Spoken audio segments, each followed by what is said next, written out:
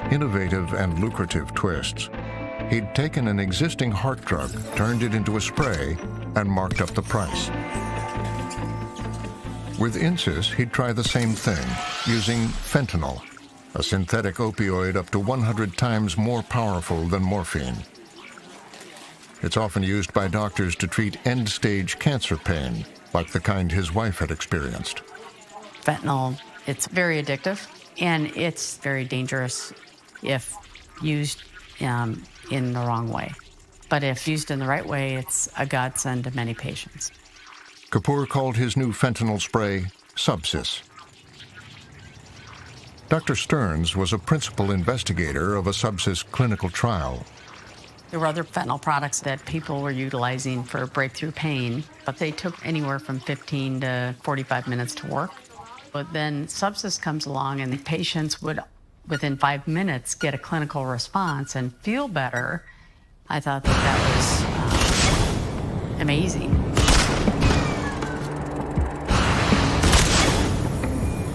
John Kapoor launched Subsys in the spring of 2012. After the FDA approved it for treating breakthrough pain in cancer patients. Subsys comes in individual blister packages. Do not open the blister package until you're ready to use it.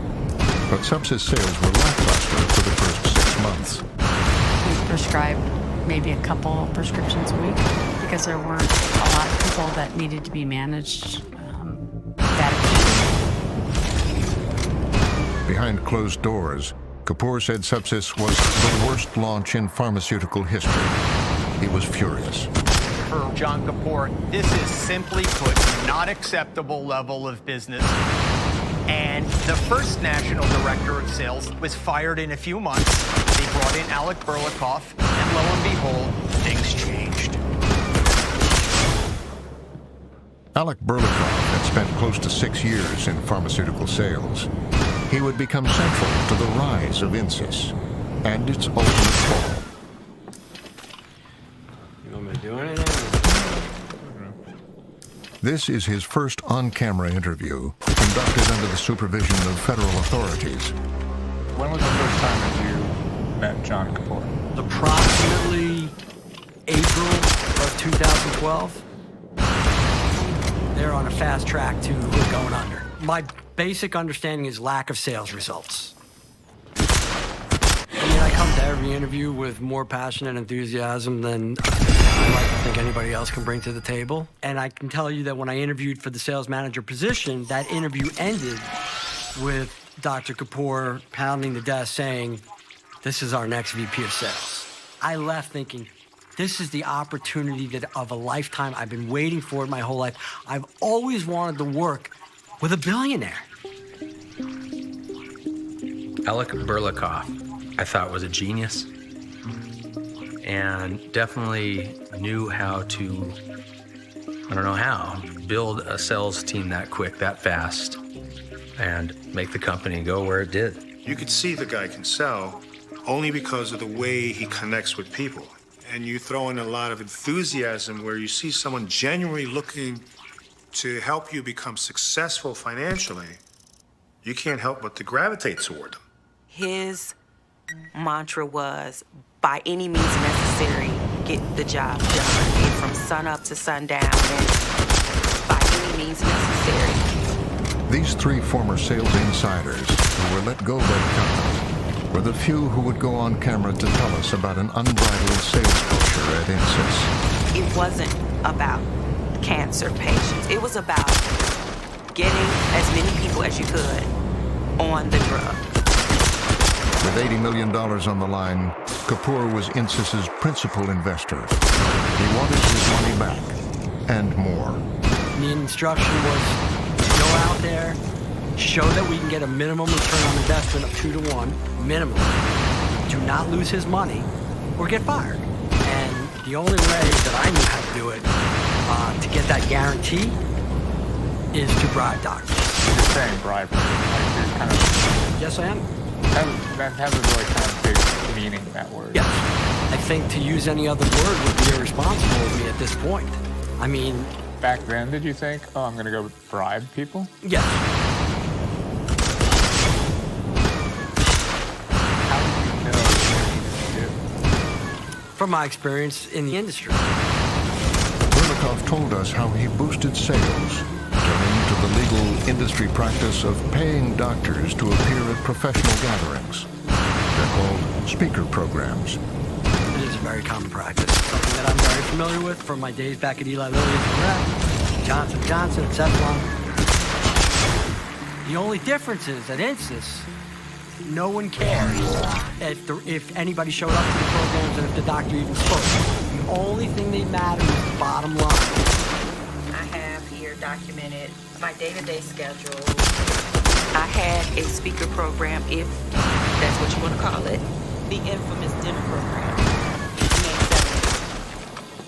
April Moore was a new sales rep at the time, working for one of Berlikov's hand-picked managers. She was told to focus on one doctor in Chicago, Dr. Paul Madison. Sunrise Lee was my manager. She told me, you want to get Dr. Madison out to do speaker programs, push speaker programs, because that's money. I was told there were going to be approximately 11 to 13 doctors, and not one doctor showed up. Dr. Madison saw one of his friends. So Sunrise had Dr. Madison's friend and the date forged signatures of other doctors that were supposed to be at this dinner program so that Dr. Madison could get paid. He got anywhere between $1,200 to $1,500 for that speaker program. Dr. Kapoor insisted on actually tracking the number of prescriptions that the speaker prescribed, which had never been done at any other company I've been involved in. We were getting daily data, a report that would show a correlation between the number of dollars that they were paid in honorarium to speak by Insys Therapeutics and the number of dollars that they provided to Insys via prescriptions of substance. Again, minimum of $2 for every $1 we spent. Dr. Madison made an estimated $86,000 in speaker fees and wrote at least $1.2 million in substance prescriptions. He told us he didn't do anything improper with the speaker programs or overprescribed substance. He hasn't been charged with a crime related to Insys, but his medical license was revoked in Illinois. Inside the company, doctors like Madison were known as whales. My reps would get up at 5 to 6. They drive around from doctor's office to doctor's office. The ones that's with lines of patients sitting in the parking lot on the floor drinking Mountain Dew, pretty good telltale sign that that's going to be the doctor that you're going to want to engage with. They were pain doctors in strip mall clinics, row house offices, even suburban hospitals. The office probably could very well have been described as a pill mill. The percentage of patients that had direct cancer-related pain was 0 to 1%. Heather Alfonso was an Insys whale, the only one willing to talk on camera. The bulk of my responsibility was signing prescriptions.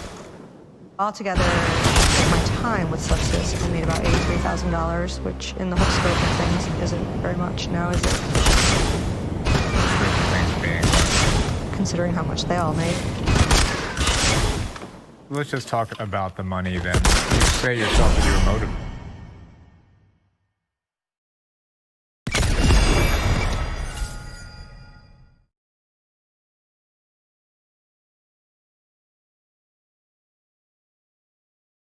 By it.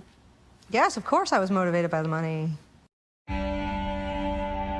The world is flooded with plastic garbage. In this state, none of this is recyclable. Have efforts to solve the plastics problem made it worse? Do you think the industry used recycling to sell more plastic? Absolutely. Frontline and NPR investigate the battle over plastics. We have to manage the waste right. We have to fix this. And what's at stake? For the oil and